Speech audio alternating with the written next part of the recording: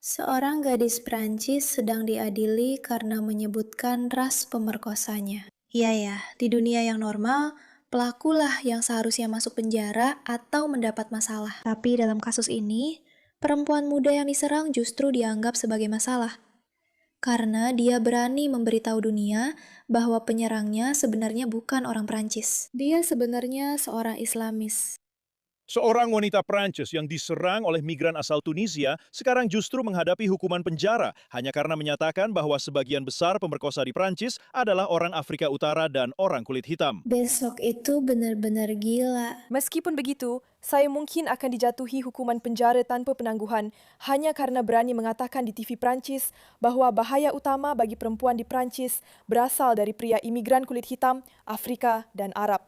Padahal saya sedang membela seorang perempuan yang dirinya sendiri diperkosa oleh pria Afrika Tengah yang sedang dikenai perintah OQTF di halaman apartemennya di Paris. Setelah saya sendiri selamat dari percubaan pemerkosaan oleh seorang migran Tunisia 4 tahun lalu, saya tidak bisa tetap diam. Tetapi kerana mengucapkan kata-kata ini di acara televisi, jaksa telah menuntut hukuman penjara terhadap saya. Itu gila. Ini gila. Ini gila. Ini gila. Ini fakta. Ini fakta tentang apa yang sedang terjadi. Lihat saja statistiknya. Meskipun mereka juga mencoba mengutak-atik statistik, dan sekarang tidak mengumpulkan data tentang pemerkosa. Karena itu mungkin membuat imigran terlihat sebagai masalah. Tapi ya, ternyata imigran memang masalahnya, teman-teman. Jadi kenapa? Kenapa kita mencoba memenjarakan orang-orang yang hanya mengatakan kebenaran dasar? Kenapa kita mencoba melindungi seorang migran asal Tunisia daripada seorang perempuan muda Prancis yang telah diserang? Apa logikanya di sini? Jenggar, dia tidak mengada-ada statistik itu. Dia mengalami sendiri kenyataan itu. Alih-alih melindungi perempuan Prancis dan mengejar para predator impor yang melakukan kejahatan ini, otoritas Prancis justru mengejar perempuan yang berani mengungkapkan kebenaran yang jelas. Inilah hasil akhir dari migrasi massal yang dikombinasikan dengan undang-undang otoriter yang membatasi kebebasan berbicara. Negara lebih memilih memenjarakan warga negaranya sendiri karena menyadari pola tersebut daripada benar-benar memperbaiki masalahnya. Eropa sedang menjadi tempat di mana mengatakan kebenaran tentang kejahatan dan demografi bisa membuatmu dipenjara, sementara orang-orang yang melakukan kejahatan justru dilindungi oleh political correctness. Ini benar-benar gila, dan aku tidak akan membiarkannya. Jika kamu bertanya-tanya kenapa Inggris penuh, kenapa Inggris merosot, ya, itu karena cerita-cerita seperti ini. Sederhana, mudah. Seorang wanita Prancis yang mengalami pelecehan seksual oleh seorang pria Tunisia sekarang justru menghadapi penjara karena memperingatkan wanita lain tentang risiko imigrasi. Gila, para korban justru dihukum karena berani bicara, sementara bahaya yang sebenarnya diabaikan. Jadi, inilah Thai. Mari kita lihat apa yang terjadi. Tidak. Maafkan aku. Aku sudah baik padamu selama ini. Aku sudah melakukan semua yang kamu mau. Sekarang, tolong, aku ingin kamu pergi. Aku tidak memanggil polisi seperti yang kamu minta. Aku tidak memanggil polisi seperti yang kamu minta. Aku hanya ingin kamu pergi sekarang. Dan sebenarnya dia memegang lenganku dan mencoba memaksaku untuk menciumnya. Aku menangis, aku bilang sama dia, berhenti, stop, pergi. Kamu bilang tadi kamu mau pergi. Dan saat itu sebenarnya ada sebuah bangku kecil tepat di belakangku. Ini adalah kesaksian yang sangat emosional tentang apa yang terjadi padanya dengan pria Tunisia itu, di mana dia berkata kepadanya, "Lihat, aku memohon padamu, seperti aku memohon padamu. Aku tidak akan memanggil polisi. Tolong hentikan, jangan coba-coba menciumku. Mundur, mundur, mundur." Saat melihat ini, kamu bisa melihat dia menangis. Jelas ini sangat emosional. Memikirkan bahwa hal inilah yang mungkin membuat dia masuk penjara benar-benar di luar nalar bagiku. Dia memegang kedua pergelangan tanganku, dia membuatku duduk di atas bangku kecil. Dan dia berkata padaku, tenanglah, berhenti menangis. Dan dia berkata, aku hanya ingin satu hal. Setelah itu aku pergi. Aku bersumpah aku akan pergi setelah itu. Aku hanya minta satu hal darimu. Jadi, begitulah, aku benar-benar ketakutan. Jadi, maaf ya, ayah dan ibu yang saat itu menontonku di televisi, karena aku benar-benar tidak tahu apa-apa. Saat itu, tapi tiba-tiba, aku melihatnya, aku sangat ketakutan. Dan saat itu, dia berkata padaku, tepat sebelum pergi. Tepat. Jadi dia duduk di sana dan dia berkata, "Aku hanya ingin satu hal darimu. Aku hanya ingin satu hal darimu, lalu aku akan meninggalkanmu." Dan dia berkata, "Aku benar-benar tidak mau." Dia berkata, "Aku hanya ingin kamu mengisapku. Isap saja aku, itu saja. Lalu aku akan membiarkanmu sendirian." Sekarang, gadis ini, untuk kalian yang tidak mengerti bahasa Prancis dan yang belum bisa membaca, sedang berkata, Mama dan Papa, jika kalian nonton ini, aku minta maaf. Ini adalah informasi yang sangat mengerikan. Dia jelas-jelas menangis. Dia sangat emosional. Dia sedang menceritakan kembali kejadian ini. Dia masih sangat muda sekali. Dan pria ini cuma berkata kepadanya, Isap saja aku, lalu aku bisa pergi. Saat itu, aku akhirnya menangis lebih keras lagi. Aku benar-benar sangat ketakutan.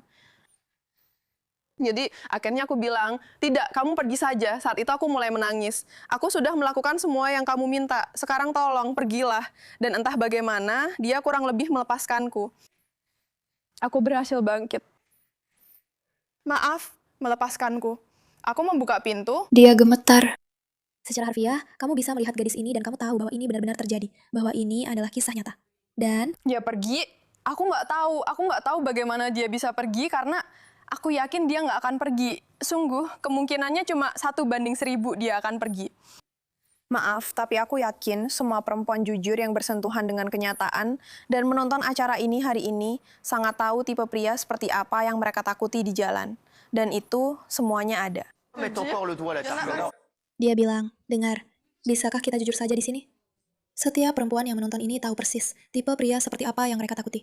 Setiap perempuan tahu. Bisakah kita berhenti pura-pura? Aku lelah menahan diri untuk mengatakannya. Kenyataannya adalah, sebagian besar serangan dan pelecehan di jalan itu kebanyakan dilakukan oleh orang-orang berlatar belakang imigran. Oke, itu yang dia katakan. Aku menerjemahkannya untukmu. Tidak apa-apa, aku minta maaf. Dan aku tidak bisa berbuat apa-apa soal itu. Maaf, kamu tahu karena sudah mengatakannya. Akun Instagramku, aku dilaporkan secara massal, itu tolak. Instagramku dilaporkan secara massal. Akunku ditangguhkan karena aku mengatakan apa yang kita semua tahu itu benar. Bahwa inilah masalahnya. Memang benar, kamu benar mengatakan bahwa ketika kita menyebutkan fakta-fakta tertentu, ada asosiasi feminis yang diam saja. Itu benar. Benar-benar tidak ada yang angkat bicara untuk mendukung, kecuali orang-orang yang memang sejalan dengan pandangan politikku, harus diakui. Jadi dia bilang di sini, seperti, kamu tahu bahwa topik ini didiamkan. Organisasi-organisasi feminis bungkam. Satu-satunya pihak yang benar-benar membantu adalah orang-orang yang berada di sisi spektrum politikku. Mari kita baca lagi.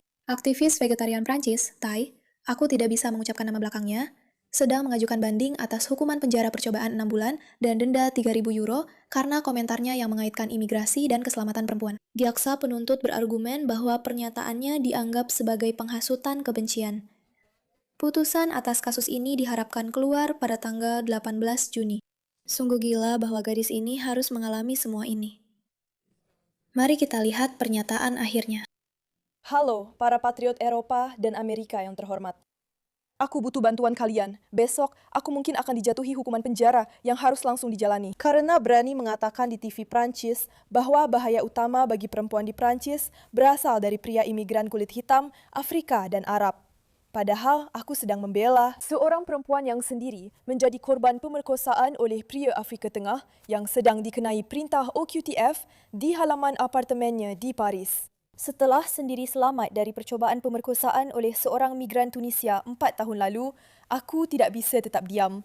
Tapi kerana telah mengucapkan kata-kata ini di sebuah acara televisi, pihak berwenang telah menuntut hukuman penjara terhadapku.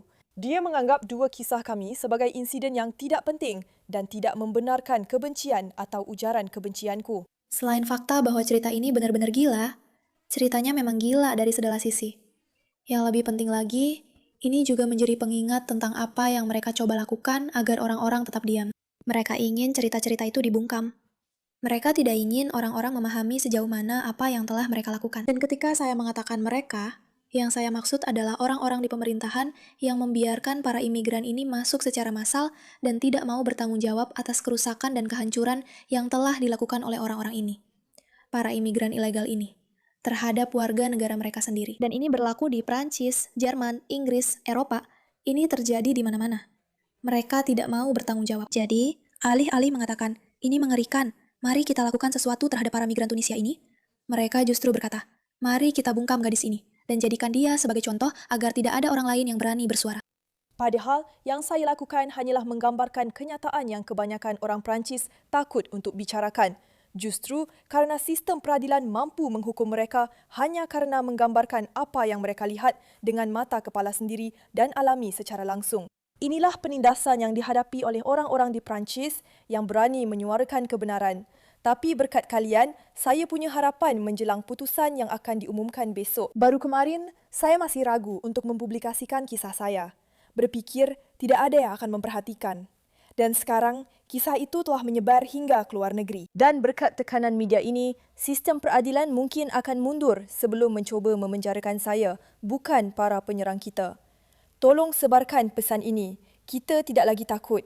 Kita tidak sendirian. Rakyat Perancis tidak menyerah dan tetap berdiri teguh. Apa? Terima kasih.